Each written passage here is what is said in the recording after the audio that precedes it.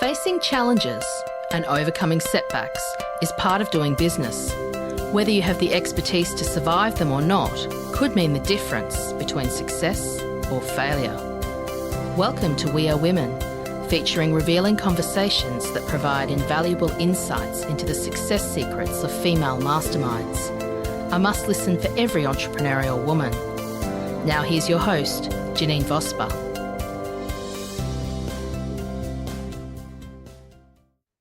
Hi, it's Janine Vosper again, and welcome to this episode of the We Are Women podcast. Today I have the incredible, amazing Justine Martin. Now, I want to read this because it's so close to my beliefs. And Justine says, resilience means having the capacity to recover quickly from difficulties and show toughness. This definition has been the cornerstone of Justine's extraordinary journey over the last decade, a journey no one could fathom, but in Justine's words, this journey has changed her for the better. Justine uses her learned experiences to overcome adversities and to help others gain their own resilience. In 2011, she was diagnosed with multiple sclerosis, underwent 3 heart surgeries, and then had 3 primary cancers at once. We're going to unpack a lot of this, Justine. There's a lot there. It does. She was told that she would never work again by medical professionals. Oh, I love it when medical professionals tell you can't do something. That's, yeah. 100%. But there was never that was never an option for her. Justine catapulted herself into the world of business. She not only changed her life, but gave it purpose and direction, but also inspired others around her with her story. After learning how to paint and using art therapy, she became a multi-award-winning artist and found the strength and determination to take control of her financial future. She now owns and runs 7 businesses. List them here. Is that how you pronounce it? Just Art? Just Art, Resilience Mindset, Van Gogh Decals, Morphus Publishing, Team Fingerprint, Geelong Residential Cleaners, and Justine Martin Speaker. And that's all probably, on a Monday, I can imagine, Justine. And all being under the umbrella of Justine Martin Corporation. In 2021 to 24, Justine was nominated for 47 National Business Awards and won 17 in various categories, such as Coach of the Year, Creative Artist of the Year, International Speaker, Coaches Judge Award, Geelong Business Leader of the Year 23-24, Momentum Empowerment Woman of the Year, Silver 2024 Women Changing the World Disability Leader. And how I connected with Justine was seeing that she was the 2024 Top 10 Voices International Women's Business Club. And so you can understand why I wanted to have this conversation with Justine. She is an award-winning resilience and transformation coach, consultant, international keynote speaker, multi-award-winning professional artist, teacher, Amazon best-selling author, publisher, mentor, affiliate, volunteer for cancer survivors, MS warrior, DV survivor, disabled mum, mum of 2, grandmother of 7, and a queen of resilience. So, Justine, welcome. I'm exhausted. I don't think we need to talk anymore. It covers that. There is so much in there. And I'm looking at for those that are listening, I apologize. For those that are watching, I'm looking at the image of the turtle in your background. Is that your art? Yeah, that was one of my earlier ones. That's actually got a story to it. And what you won't be able to see properly, but I will explain it, is that I see myself as a turtle, so to speak. So a turtle has a really tough outer shell which protects their inner core. And for a long time, I was in survival mode. And throughout my life, I've had a lot of traumatic experiences from childhood through. And so I had this tough shell which protected that inner inner sanctuary inside. And so that the turtle, generally turtles go forwards. You very rarely see a turtle swimming backwards. They don't really have that capacity. And so I see myself as always going forwards, not bouncing back into when people talk about resilience, it's like, oh, bouncing back. But you actually, for me, I've bounced forward from every adversity that I face. So, going forward. In the water and the coral down the bottom, there's actually pieces of jigsaw puzzles. Okay. Because to me, like with having MS with no cure, cancer, no cure, I've got lipedema, which has got no cure. There's missing pieces of the puzzles, and they're floating around in the ocean out there. So that's the meaning behind that picture. That's a beautiful story of how you can create something really special that defines that meaning, so much meaning to you. I love it. That it's so, you see a lot of art, but to have the purposeful and to have it to be sitting here behind you as we're doing the interview, I think that is really I special. do two different types of art, Janine. So I do, like, I call it disposable art, where, people are decorating a room and they want a pretty picture to put on the wall. And then when they redecorate, they'll change the pretty pictures. And I do create lots of animals, big, bright animals for that purpose, and bright, colourful paintings. But then I have my serious art that does have meaning behind it, and I've won quite a lot of awards with that serious art and the story behind. So there's one particular picture that's all just millions of dots stippled, and it's myself. It's a self-portrait, and in my hair I've written the words of all the hidden symptoms and that of MS. So this one was done quite some time ago, before the cancers actually. So all the hidden symptoms of MS. And then I asked on Facebook if everyone could describe me in one word. And I thought they'd come up with about, maybe 10 or 12 words. And they came up with 119 different words about Wow. me. And so the other side of my hair is all the words that everyone described me as. And so that piece is called More Than Is Seen. And that's pretty much my key message, Janine, is that there is more than is seen. And being Instagram perfect, or, we put so much pressure on living our lives being perfect to the outside world, but I'm all about authenticity and living to your best life, your life, and not comparing to someone else's life. That's such a deep subject, and I really want to get into that, because the vision and the expectations that we have of ourselves are usually dependent on a judgment that we make in a comparison to someone else, isn't it? Yeah. And we don't Yeah. know, as you said, you don't know the background story for people. And until we can be really honest with that within ourselves, then we can't be honest with the outside world either. I've just been editing some videos for me, and when I smile, I have a crooked smile, and it goes up on one side. Yeah, I know. And you put lippy on, and it really makes it more obvious. And I'm editing all these videos going, oh, and I just take off the front and back, and they're 1 minute business bites. But I it's just that, well, it's me. That's it.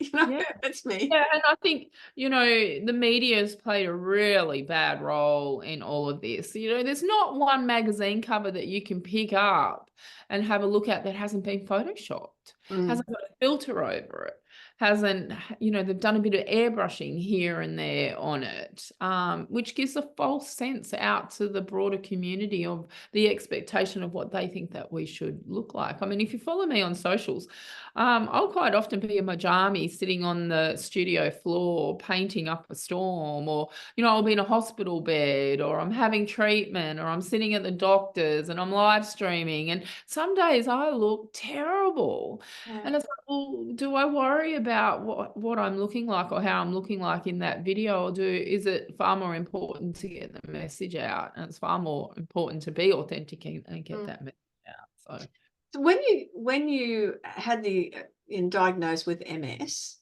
that was, I've had some friends that have it, and or have had it over time, or always have it, but it's not always. It's always with us. There's no cure for MS. Yeah. It's depending on which type of MS that you actually got or have. Mm. Depends on whether you're going to be seeing symptoms that they're experiencing, or if they've got secondary progressive or primary progressive, those symptoms never go away. What are And the symptoms? How did you so for discover me, it was my vision went funny. That's my little puppy dog in the background. Um, so she's my constant companion. Well, I got empty nest syndrome, so I got a dog. So for me, my vision went blurry, and I went to the doctors, and it had been blurry about, I don't know, 8 years prior to that. And I thought it was the mascara that I was wearing in the previous occasion. But when I went blurry again, I wasn't wearing mascara. So I'm like, well, I'm not having an allergic reaction. I wonder what this is. And I'd had an MRI about 12 months earlier, or maybe a bit longer actually, which showed a cyst behind my right eye, which had never really been checked on. And within 24 hours, I was sitting in a neurosurgeon's office with the contemplation that, they were going to cut this cyst out and going to have brain surgery. And I asked then if it was MS, because we have a very strong family history of MS. Okay. But when we grew up, we were always told by my mum's medical practitioners that we would never get MS. Don't worry about it. You won't get it. It's not hereditary. What they failed to say to us was that there's a genetic predisposition if all the environmental factors are in place. Right. My brother hasn't got it, but I got it. And so then, my vision went funny. I lost the ability to count. I couldn't multitask. I couldn't raise my left arm any higher than mid-range. It just wouldn't move. So there was a series of things that were happening, and because it was gradual over a few months, I hadn't really put the pieces together. And then when I lost the ability to function at work, and all I wanted to do was sleep, I pretty much knew, and I had 3 MRIs in under a 6-month period, and each one was showing more and more white spots. And then they gave me a lumbar puncture when my bladder went. And so a lot of the symptoms for me are invisible to the outside world. I look normal the majority of the time, whatever normal is. And there's a lot going on in the central nervous system. I do have a wheelchair that I've had to use in the past when I have a re-flare, and I do have a walking stick and a walking wheelie walker as well, depending on what my legs are doing. Sometimes my legs shoot out electricity, and which prevents me from walking with a normal gait. So there's a lot there with the MS. But every single person is different. So how I'm affected will be similar to the next person, but it all depends on where the MS has attacked the central nervous system and those lesions in the brain. Right. Okay. Thank you for explaining that. And wow, it's one of those things I know with the friends that have got it. It's a tough gig. Well, that's why last year I brought out a book called Whispers of Resilience, Our Stories of Multiple Sclerosis. And if you're watching on the video, here it is here. And it's 26 stories of people around Australia that all have MS. So we all have this common bond together, but every single story is totally different. Obviously by where their lesions are and the method of treatment that they've actually been on. And so most people like you, Janine, know of MS, but don't know how it affects the individual. And I mean, MS Australia has done a wonderful job in the campaign of raising awareness of MS, but not actually what MS is. No, that's a really good point, because they're really not aware of it. And was that the start of with the art? Was it something, oh, I've always done this, or it was, I'm just, No. no, and that's cool. And so So were you creative though, Justine? I'm from a very arty-farty family, and Yeah. back in, I don't know if you remember, but back in the early 90s, the hobby ceramics craze was Oh yeah. out. And Yeah. used to go to studios and create hobby ceramics. So I did that, I did and that too. yeah, well, I did it to the point that I had won lots of awards with it, and I was supplying 5 shops Right. with my But I work. just told you there, are you the type of person that goes, I'm going to do this, and then all of a sudden everything takes over and then you're winning things and it's overachiever? I'm just sensing that in there. Yeah, Yeah. yeah, and there's a reason for that as well that I found out years later about why I'm an overachiever, and I'll explain that to Yeah. you. But with the hobby ceramics, yeah, so I'd done a little bit, but I always wanted to learn how to paint properly. In high school, I chose the music path rather than the art Mhm. side of it, visual art, and my music career stopped when my mum's MS got so bad that I had to leave uni, and I was studying to be a classical composer and conductor, and I thought I'd always go back to it. And I went home and I looked after her. I taught piano for about 10 years, but then stopped doing that as well. So when I was diagnosed with the MS and I had to stop work because I was sleeping most of the day and I couldn't count how to give change back to a customer, and I was a program director for Jenny Craig, and so seeing lots of clients, and I couldn't write what they were saying and listen. That had gone from my brain, and I couldn't multitask anymore like men can't.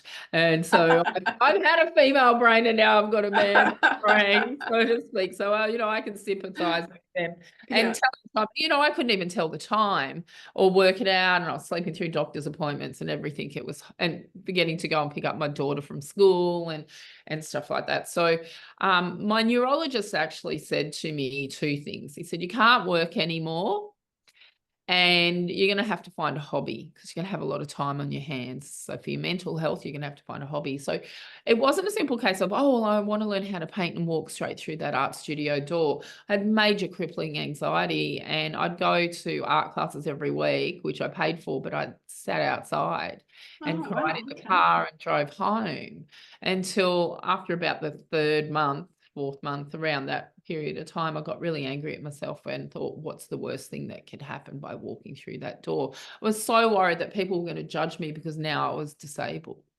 and my life had just crumbled around me. In the blink of an eye, everything changed forever. And I walked into that studio, which I might add, my girlfriend was running. So it wasn't as if it was a room full of total strangers. But anxiety will do that to you. And went in there and took to it like a duck to water. And when I stopped work, I'd lost the ability to earn my own money. I'd lost the ability of what my purpose in life was going to be. How was I going to provide for my children? When my partner earned too much money for me to get Centrelink, but our bills went up, our income dropped by $60,000, which was a lot of money back then. And I felt like I was a burden to absolutely everyone. And then 6 months after starting to paint, I sold my first piece for $300. How exciting. Oh, it felt like That- 3 million. yeah, that it's 3 million it did to me. And from there, it wasn't, oh, I can still make money. I actually realized back then that my purpose was to make other people smile by looking at my artwork. And that gave me so much joy that I was still contributing in a cultural way into society. But then I had that money. I was with a narcissist at the time, and he was controlling every cent in and out of the bank account. And so all of a sudden he was $300. And you know what I spent that $300 on? what More painful. art Well, yeah, I supplies. was going to say paint supplies. Yeah, more art supplies. That's what you, I- and that's what you do when you find your purpose, you find something that you enjoy doing, and usually, something you're good at, is you continue to invest in yourself. Exactly, 100%. Yeah. But a lot of people don't do that. and they then don't have that belief back into themselves. So from that, you know, first painting that I sold, I started entering lots of exhibitions because I knew I had a marketing background from lots of jobs and businesses that I'd owned in the past, that I needed to build a brand. And that's when I registered Just Art. And that brand started by entering lots of exhibitions, but also having a little market stall at the local markets, and then making a range of greeting cards from there. And so those greeting cards had all my details on the back. So effectively people were just buying my business card. Yeah. And then I got commission work from there, and it's just kind of, it started off as that little snowball, and now like it's an avalanche. That's fantastic. And through that, because as you said, you know, you sat outside, you had fear going in on how you would be judged. So the art then and the success, is that part of this build-in resilience, or is that something that was always in 100%. you? Yeah. Yeah, no, I teach strategies on how to build resilience in your life, and having a hobby is one of them. So art may not be everyone's cup of tea, but being creative in some form, and you can be creative by, maybe you're a gardener and building a vegetable garden, or having lots of plants around is another form of creativity. There's so much out there. Learn a musical instrument.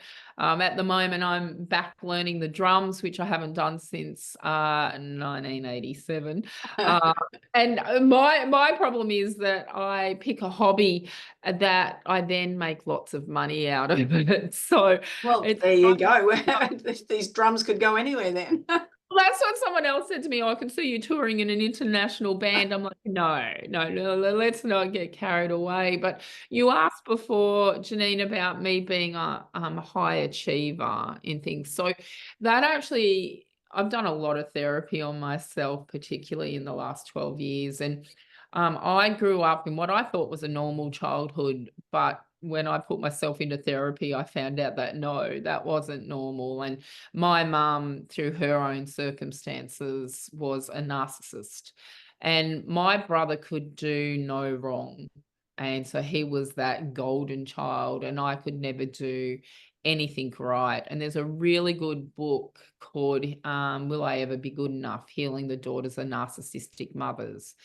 And my therapist recommended that I read that. And my mum passed away when I was 26. I had a 7-week-old daughter, and she was 49. And she passed away from complications from MS. So you can't actually die from MS, Right. but you can die from complications that it does to your body. And so I never got to have it out with my mum, so to speak, in her narcissistic ways that this book teaches you how to do it. But it did answer a lot of questions. And daughters of narcissistic mothers will head two ways. So they'll either go down the path of addiction, so drug, alcohol, sex addiction, or they'll go down the path of being an overachiever. So you can kind of pick which path I went down.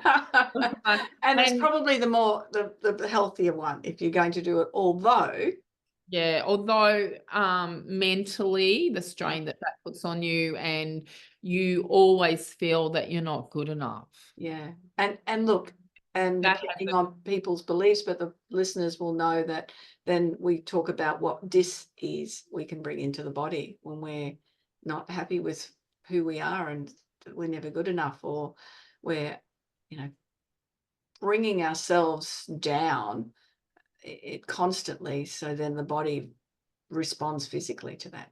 That's 100%.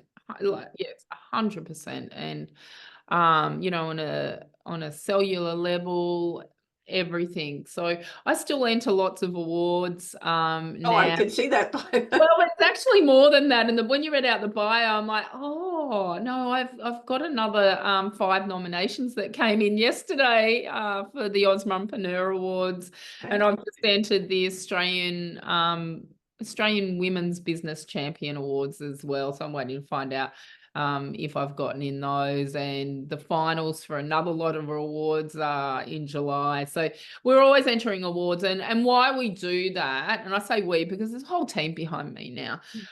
Why we do that is to raise awareness about pushing through the adversity that you're facing, and it's far more than just me winning another trophy to go on in the pool room, that I need new pool rooms. So it's far bigger than that. It's to show, that my story is someone else's survival guide, and if they can see what I'm doing and what I'm still achieving despite everything that's gone wrong, it gives them hope. Yes, and swimming forward rather than That's right. Yeah. Or treading water. Yeah, and that's dangerous as well, because you can only do that for so long, That's right. because you don't reach the other side. If So you this just all stay in comes this back to being authentic in your own life. Mhm. I don't have the time or the energy to be someone else. I mean, what you see talking to me now is me Mm, 100% of the time. mm. The way I am on stage talking to a couple of thousand people is how I'm talking to, my friends that are sitting across from the dinner table from me. So, all my kids, all my grandchildren, although sometimes I'm Miss Cranky. I was going to say, no, I don't agree that with grandchildren. It's a different role. It's Oh, no, don't worry. I'm it's quite stern with them. I'm stern with them as well. And I have them. I have 4 of them. They come and stay one night a fortnight with me. They've got their own room here, and I'm a hands-on nanny, definitely with those. So, there is authority with them as well, and boundaries, what they can and can't do when they come to Nan's house, and they know that, and they're all well behaved when they're here. So they know they can't get away with too much, but that is a different love for grandchildren than what it is for your own. It's so much deeper without the stress. Your kids all over again, because they look like your kids, but the stress isn't there. I totally agree. I've got 5 grandchildren. And my definition of that is, I love my children. I mean, it came with the part of the rules that you have to, but I'm in love with my grandchildren. Yes. It's a different space. Yes. And I am still, there's boundaries and rules, and it's really interesting, isn't it? Within lives, how when people know that there's boundaries and rules, that they adhere to them. It's this, and that was something I did want to touch on with resilience as well, because I am noticing that people I'm working with, or they're 30-something, 20-something children, are really struggling in this world now, more so than I've ever noticed before. And I was having a conversation with someone I was walking with this morning, and we were talking about that lack of resilience to overcome what it is, or just to move forward through it. So not necessarily overcome things, but recognize, okay, that's it, that's happening. And then I think technology's got a lot to do with that. I don't mean just TVs. I mean, you have a look around on all the appliances and the convenience of everything that we have nowadays.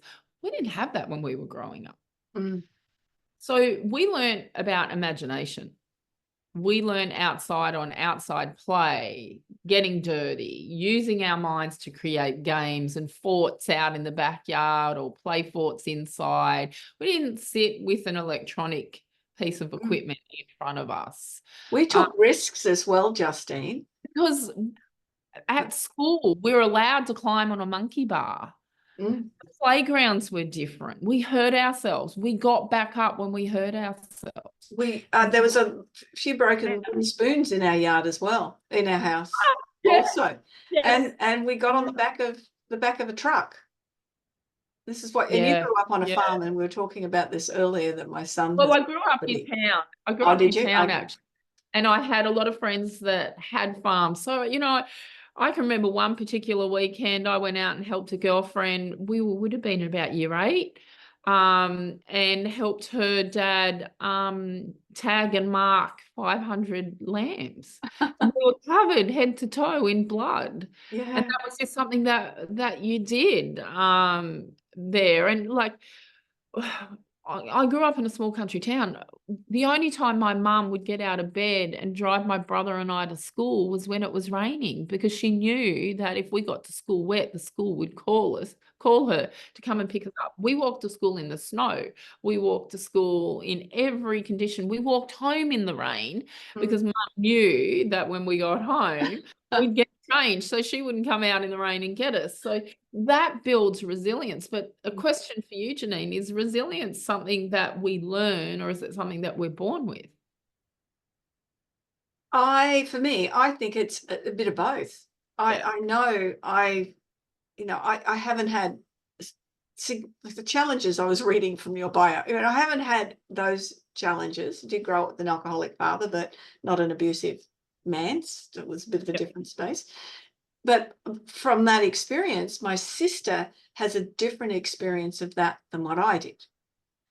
And that's where I'm thinking it's within yourself. And she's younger than me, and she has had a broken heart and had a heart attack. And the doctor actually said it's a broken heart, which I thought was very forward thinking of him to do that. So she takes things on differently than I take things on. Yeah, and the same with my brother as well. I mean, my brother's quite resilient. I mean, he obviously hasn't been through what I have medically, but he has in other situations as well. But so when I say to, people, that question, ask them, is it something we learn, or is it something we're born with? It is both, because there are different types of resilience as well. So to give you an indication, no one tells us that we can't walk. It's something that is ingrained into our genetics, into that DNA, in that cellular thing, the evolution. So we teach ourselves to crawl, but that's not something that happens overnight. You start rocking, and then you take that one little movement forward, and then the next thing, and then you're rocking more, and you're doing it. Walking's the same. We couch surf for a long period of time until we're game enough to let go. And then we'll take a step and we fall down, but then we get back up. Isn't that building resilience? Isn't that being resilient? And then we take another step until we're actually doing it. Because no one's told us we can't. What happens as an adult, by the time we get to adulthood, and generally it happens through primary school, and I experience this a lot with people that come in and say that they can't paint. They're not artistic. They can't paint. They can't draw. And I'll call bullshit on it, because it'll be someone has told them in their childhood, generally back in the day, a teacher that has made a comment that, Johnny or Mary is not a very good artist. Well, they are still an artist. That then all of a sudden they get this false belief about themselves, and that they can't do it. I had one lady come in and say, I can't even draw a straight line. I'm like, but that's a false belief on you. You can do that. My mum, as much as a narcissist as what she was, she used to say to us, my brother and I, all the time, there's no such word as can't, just work out how. Work out can. And with everything that I've experienced and I've been through, I've had to learn how to adapt and modify. How to learn things nowadays is different to what I used to do. So it doesn't mean that I can't do that anymore. Yes, it takes twice, 3, 4, 5, 6 times the amount of time, but I can still do it, just in a different way. So adapting and modifying is a way to build resilience. You can't build resilience by yourself. Resilience is something that you need to have the ability and the strength to ask for help. And asking for help is always a sign of strength. Don't see it as a sign of weakness, because it's not. And people will see it as failure. Oh, I've got to ask for help. I've failed. No, you're actually stepping up, and you're admitting that you need the help, and that will help build resilience as well. And that thinking comes back to what you said right at the beginning, looking at social media and seeing what the perfect world is. And well, That's right. if they can do it. And that's one of the things I often say with people, you know, when I start working with them. I like working with people when they're first starting out, because I just want to have a conversation and tell you what you don't listen to all the shoulds and what is going to work for you, because, you know, and because that people are seeing everyone else doing all these multi-level things. I mean, you've looked at yours, but then you see how long you've been in business and how long you've been doing things. And It's not in a day. No. And like I registered Justine in 2013, but when I get up and talk, I talk about two lives. I'm one person with two lives. I have a life that started on the 14th of March 2011. And I have the life that was before that date, up to the 13th of March 2011. And I had a lot of business experience prior to that. But I listened to one person's false belief on me.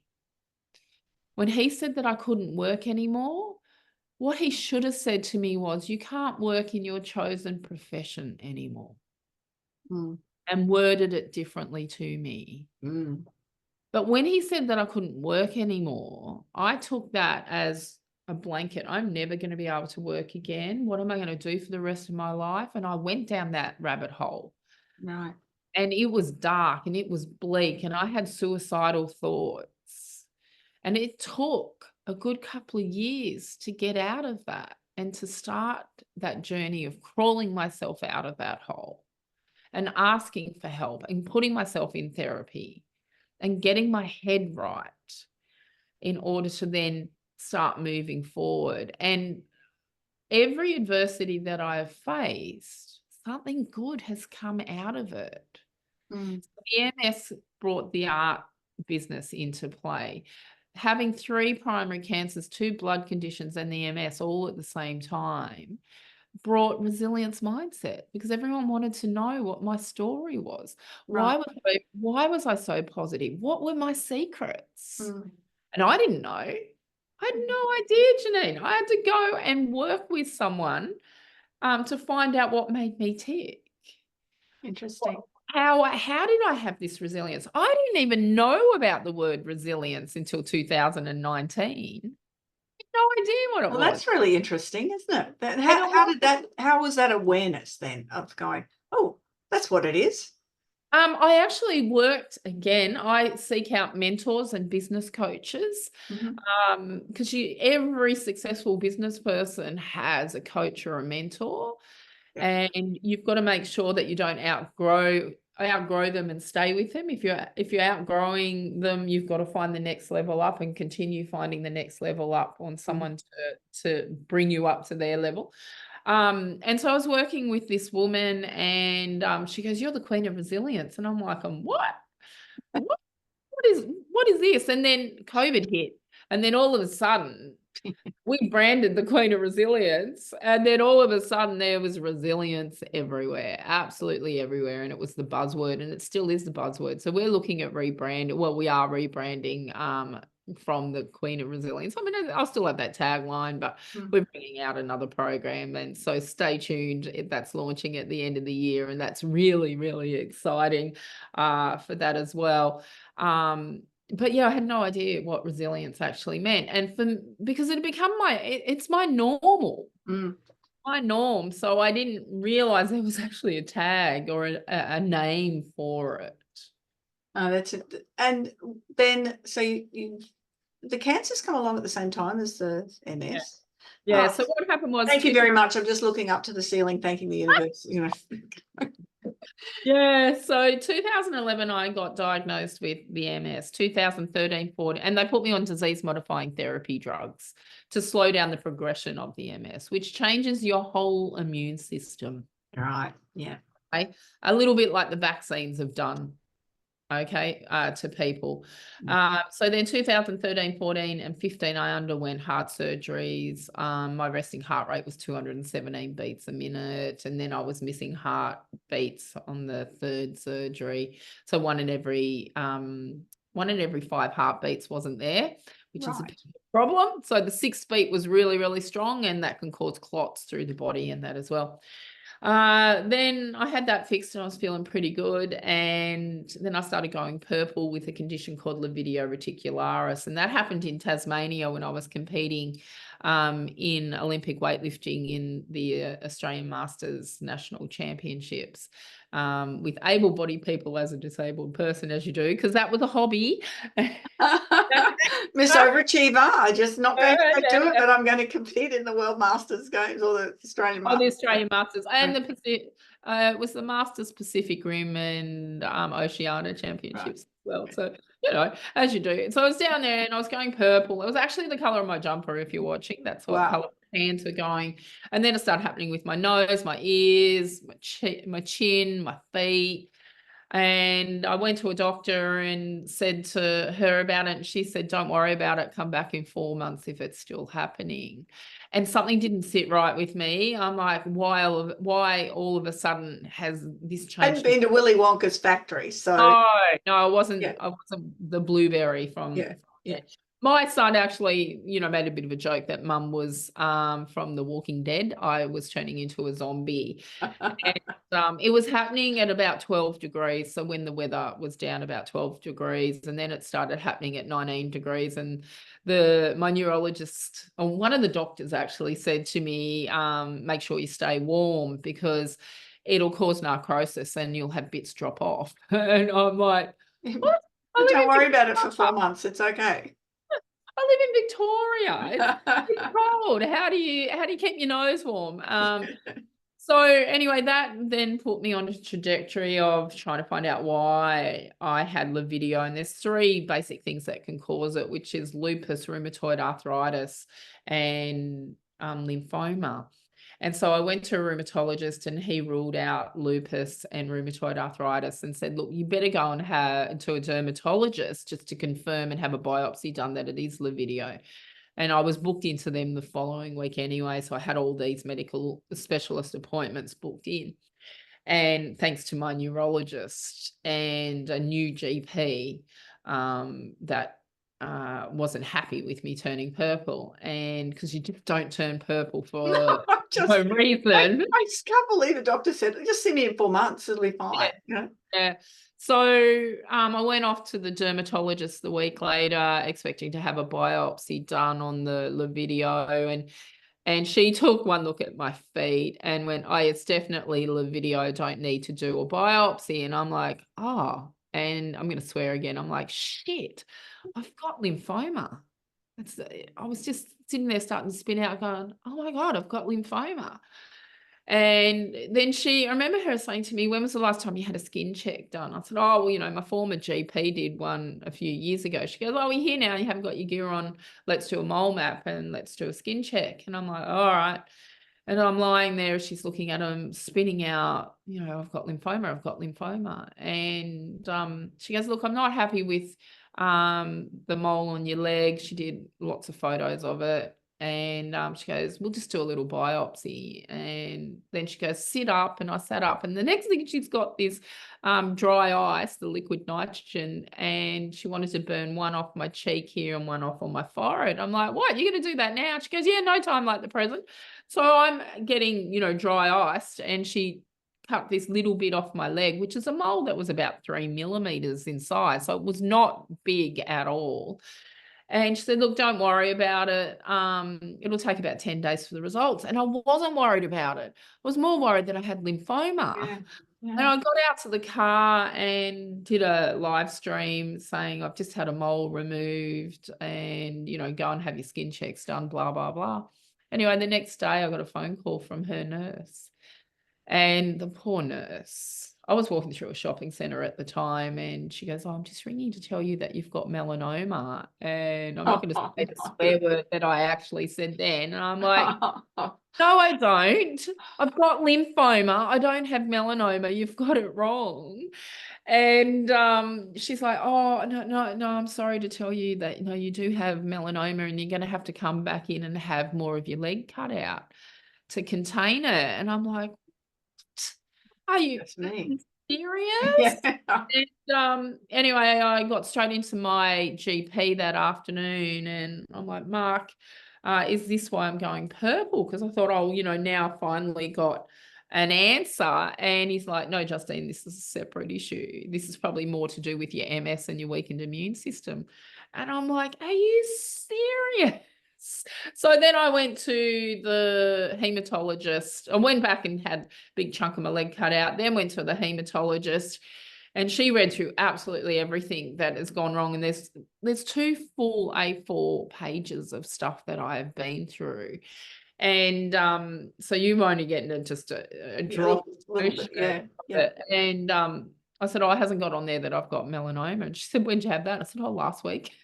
So then I went on a series of, I had to have bone marrow biopsies, PET scans, CAT scans, and to find out about the lymphoma. And then I lost the ability to hold a paintbrush. No, that would have been telling. I could not bend my fingers properly, couldn't hold anything, and I couldn't bend my toes either. And I had decreased lung capacity. And then by the December, they diagnosed me with another blood condition called mixed cryoglobulinemia. So my bone marrow was making too many cryoglobulinemia, which is a protein in the blood. And I was dying. So there was so much inflammation. The large blood vessels around all my internal organs were becoming so inflamed and so big that they were choking off everything. So I couldn't eat properly, couldn't swallow properly, couldn't breathe properly. And I was in a real mess. And then, so that Christmas I thought was going to be my last Christmas in 2016. And then, which I didn't really think of at the time. It wasn't until New Year's Eve that it really started to hit me that I'm not going to see another New Year's Eve. What are my kids going to do? And then January 2017, I got another phone call. So it was all... You just stop not wanting to answer the phone? Yeah, pretty much. Okay. Especially the private numbers. Yeah. And it was my hematologist that rang me and said, your results are back from our testing. You've got small lymphocystic lymphoma, and you also have chronic lymphocystic leukemia. So I had 3, although they'd cut out the melanoma by that stage, I effectively in 2016 had 3 primary cancers, 2 blood conditions, and the MS all at the same time. And then it wasn't a simple case of, well, let's put you on chemo, because I was still on disease modifying therapy drugs from the MS. So I then had to do a chemical flush over 3 weeks of taking this vile syrup thing, and then wait another week. And then by me being on the MS drugs, and because that has compromised my immune system so much, and then putting me on chemo, that would have instantly killed me. So it would have shocked my immune system way too much, and I would have been neutropenic instantly. And then, yeah, so the risk of infection and then dying from those infections was huge. So I had to wait for it. So it wasn't a simple case as, oh, well, you've got cancer, you've got all these, we're starting you on chemo this afternoon or tomorrow. That didn't happen. So there was a lot of think time in that period of time. But then I came through that, and then 2018, I was diagnosed with a condition called lipedema. Now, I don't know if you've heard of Janine lipedema, but 11% of all your female listeners will probably have it. And it's a genetic condition that is also known as painful fat syndrome. And so my legs look like billiard table legs. And it's a resistance to weight loss. And so for many, many years, I'd go into the doctor trying to lose weight and be told you need to go on a diet, you need to exercise more, you're just obese. And it's not obesity, it's a different type of fat. So it's actually a nodular fibrous fat. And that was diagnosed in 2018. And I've just recently, last weekend, went to the Lipedema Australian conference and trying to raise awareness of what lipedema actually is. That's and interesting that the statistics would be that high. So identifying the symptoms, it's more how the legs look, is that? Yeah, so it's in your legs and your arms, and there's other contributing factors like resistance to the weight loss, you can feel nodules under the surface of your skin, where the majority of us are all hypermobile, so we can extend our joints far further than what they're meant to go back. That's another symptom of it. You can have with it as well histamine intolerances to food, so lots of allergies, migraines, asthmatic, so a weakened immune system from it as well. And it's something that we're born with, and it'll change with hormones, particularly with women when we're starting getting our periods. So it affects more, it's far more a woman's disease than a man's disease as well. But in saying that, some men are affected by it. They still don't know much about it at all. It is something that is relatively newly diagnosed. But to give you an indication, in Australia, there will be 1.2 million women with it. Goodness me. Okay. And So most of once it be you- undiagnosed. yeah. So once you realise what it looks like, you'll spot it everywhere. And Right. so we have this banding around the bottom of the ankle. So people confuse it with lymphedema. Lymphedema is different to lipedema.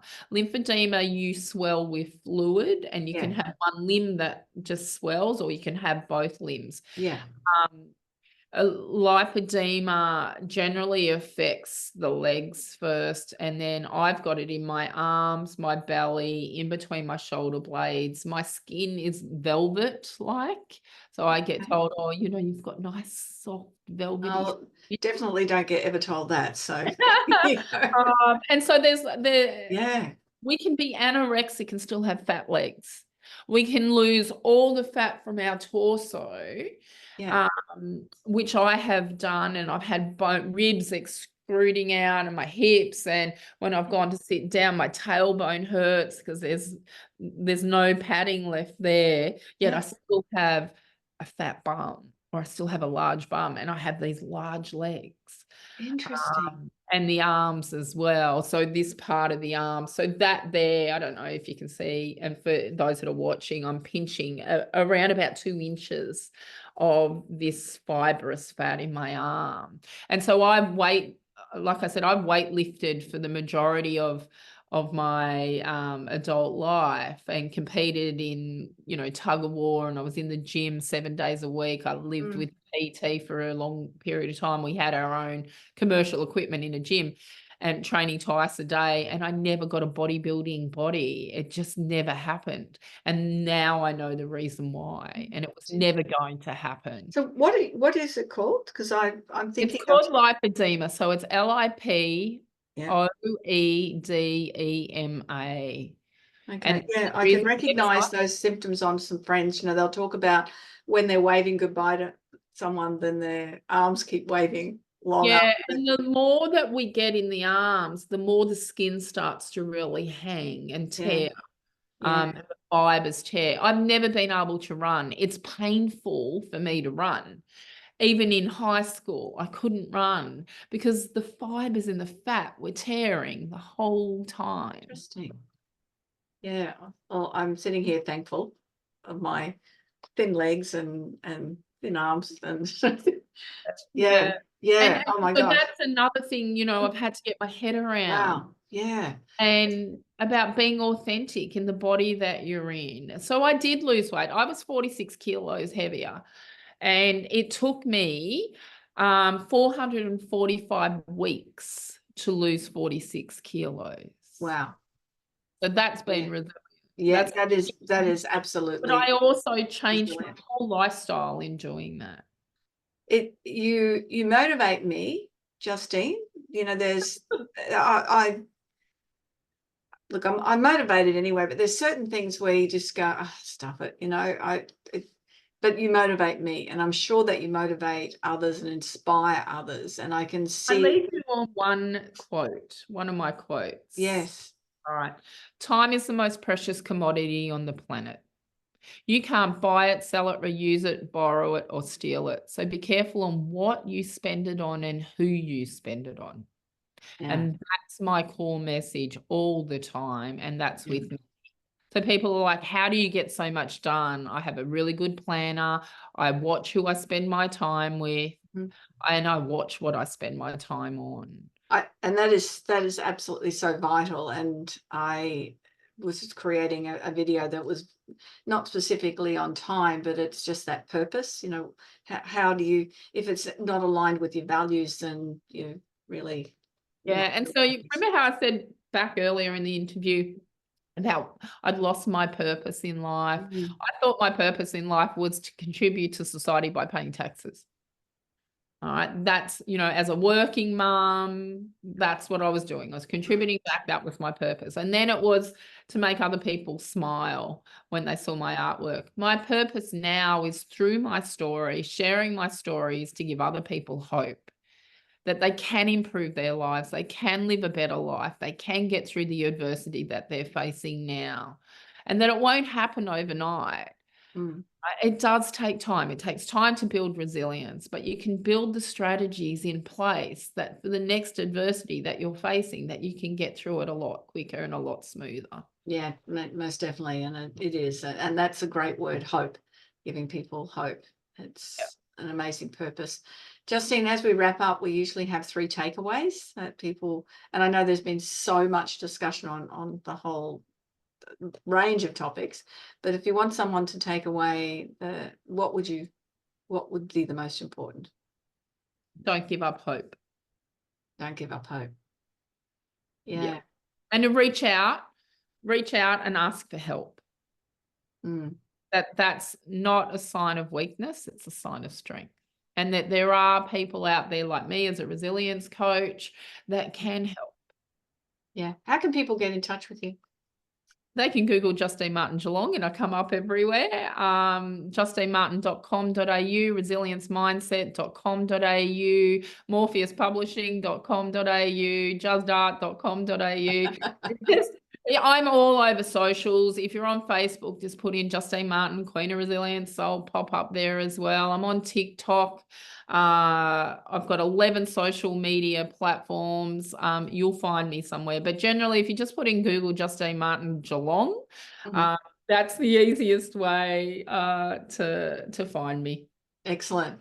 And 11 social media platforms. I have to ask, you have assistants to oh, yes. Yeah. You can't, remember what I said? You can't get anywhere in life without asking for help. Absolutely. I now have a full team behind me. Justine Martin Corporation is not just me. There's a whole team that help. And that's another thing, like when you are building, if you're building a business, and especially as an entrepreneur, you can't do everything yourself. You can't work in the business on everything yourself. You've got to outsource. And because I have an acquired brain injury, there's some things I can no longer do. And so that's not a sign of weakness. It's just say, okay, that's my new normal. I can't do that now, but I can outsource for someone else to do it. Yeah, brilliant. I've absolutely loved our conversation. And I'm sure that you are living your exact purpose, not just to entertain as with your beautiful artwork and to bring smiles, but to give hope to people. Well done, you. Thank you. And that's another episode of the We Are Women podcast. Let me know what you found out of this podcast that you've enjoyed when you comment, either on YouTube or on your favorite listening station. Also, if there's anything that you think that you need assistance with, then jump on JanineVosper.com, book a strategy call.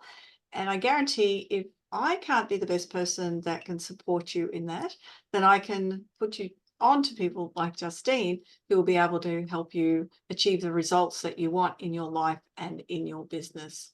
We look forward to you joining me on the next episode. Bye-bye for now. So, do you feel stuck in a rut in business? Visit speechperfect.com.au and download Janine's free ebook to avoid the 5 most common stumbling blocks women face in business. It's jam-packed full of tips to overcome the barriers that could be holding you back from the success that you dream your business will be. We would love you to leave a review of today's episode and share this podcast with other women in need of entrepreneurial inspiration. Subscribe to the next episode now and join the We Are Women community.